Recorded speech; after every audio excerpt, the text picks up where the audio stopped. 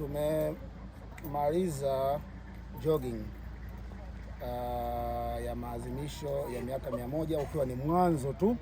Tumetokea Mkomaendo mpaka hapa, lakini tupo na mwashamba baba Askofu Dr. James Almasi ambaye alipokea jogging ile na kutoa baraka za mwisho kwa wale wote ambao walijog. Tunatamani kusikia neno lolote kutoka kwa baba Askofu, si tu kwa habari ya jogging, lakini namna ambavyo tunazungumzia miaka 100 kwa miezi miwili iliyobaki. Yeye kama kiongozi wetu mkuu anatamani vijana tufanye nini, lakini waumini pia wafanye nini ili tuweze kufanikisha zoezi hili.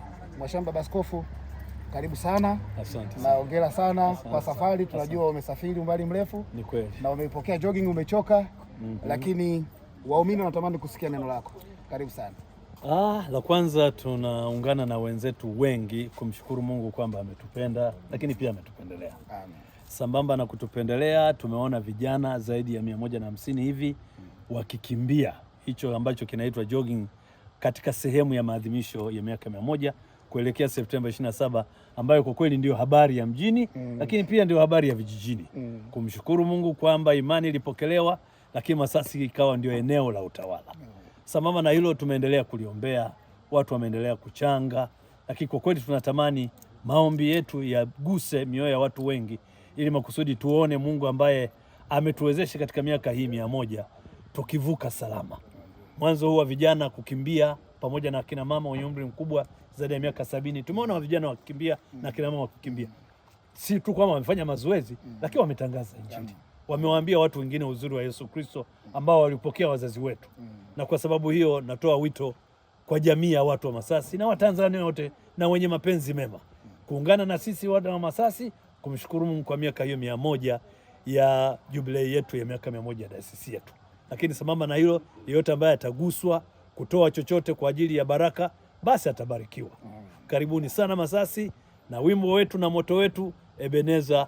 Hata sasa Mungu ametusaidia kwa maendeleo ya kiroho, maendeleo ya kiafya, lakini pia maendeleo ya kielimu.